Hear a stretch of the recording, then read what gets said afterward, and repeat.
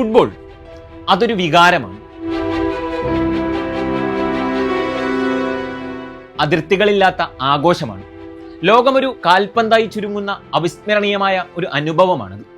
അതിനാൽ തന്നെ അത് ദേശ, ഭാഷ, വംശ, വർഗ ചിന്തക്കപ്പുറത്തുള്ള ഏറ്റവും വലിയൊരു മഹോത്സവമാവണം. എന്നാൽ 2026 ഫിഫ ലോകകപ്പിന്റെ വേദിയായ അമേരിക്കയിലേക്ക് കണ്ണോടിക്കുമ്പോൾ ആ അതിരുകൾ മനുഷ്യസ്നേഹത്തിന്റെ വഴികളിലല്ല, മറിച്ച് വിസയെന്ന കർശനമായ നിയന്ത്രണങ്ങളുടെ മതിലുകളിലാണ് തട്ടിത്തകരുന്നത്. കയ്യിൽ ടിക്കറ്റുകൾ ഉണ്ടായിട്ടും സ്റ്റേഡിയത്തിന് പുറത്ത് നിരാശരായി നിൽക്കാൻ വിധിക്കപ്പെട്ട ലക്ഷക്കണക്കിന് ആരാധകരുടെ കഥയാണ് പുറത്തു വരുന്നത്.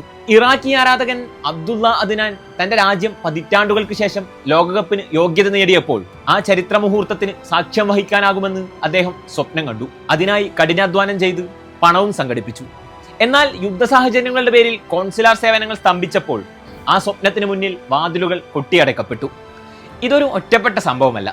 ലോകകപ്പിന് യോഗ്യത നേടിയ 4 രാജ്യങ്ങളിലെയും ആരാധകർ സമാനമായ വിസ പ്രതിസന്ധികളെയാണ് നേരിടുന്നത്. ആഫ്രിക്കൻ രാജ്യങ്ങളിലെ ആരാധകരാണ് ഏറ്റവും കൂടുതൽ ഈ പ്രതിസന്ധി അനുഭവിക്കുന്നത്. ഈ വിവേചനത്തെ അദൃശ്യമായ വർണ്ണവിവേചനം എന്നാണ് ഐവറി കോസ്റ്റ് ആരാധകരുടെ സംഘടന വിശേഷിപ്പിക്കുന്നത്. കളിക്കളത്തിന് പുറത്ത് മാത്രമല്ല, കളിക്കളത്തിനകത്തും ഈ നിയന്ത്രണങ്ങൾ താണ്ഡവമാടുന്നുണ്ട്. സൊമാലിയൻ ഫുട്ബോൾ ചരിത്രത്തിൽ ആദ്യമായി ലോകകപ്പിൽ റഫറിയാകേണ്ടിയിരുന്ന ഉമർ അർട്ടനെ മയാമി വിമാനത്താവളത്തിൽ വെച്ച് അധികൃതർ തടഞ്ഞുവെച്ചു. കാരണങ്ങൾ വിശദീകരിക്കാതെ അദ്ദേഹത്തിന്റെ കരിയറിലെ ആ സുപ്രധാന അവസരം നിഷേധിക്കപ്പെട്ടപ്പോൾ ഫിഫ എന്ന ആഗോള സംഘടന പോലും നിസ്സഹായരായി നോക്കി നിൽക്കേണ്ടി വന്നു. ഫുട്ബോൾ ഒരു മഹാപ്രേക്ഷ്യമാണ്. അതിന് കാണികളുടെ സാന്നിധ്യം അനിവാര്യമാണ്. സംസ്കാരങ്ങളുടെ സംഗമവേദിയാകേണ്ട ലോകകപ്പ് ചില രാജ്യങ്ങൾക്ക് മാത്രമായുള്ള ഒരു പ്രത്യേക അവകാശമായി ചുരുങ്ങുമ്പോൾ മുറിപ്പെടുന്നത് ഫുട്ബോളിന്റെ ആത്മാവാണ്.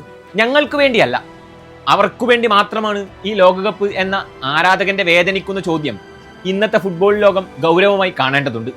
ഇത് എല്ലാവർക്കും അവകാശപ്പെട്ട ലോകകപ്പാണോ, അതോ അതിർത്തികൾ കൊണ്ട് വേർതിരിക്കപ്പെട്ട ഒരു ക്ലോസ്ഡ് ക്ലബ്ബാണോ? ഫുട്ബോളിന്റെ ആഗോള ഭാവി ഏത് ദിശയിലേക്കാണ് സഞ്ചരിക്കുന്നതെന്ന് കാത്തിരുന്നു കാണാം.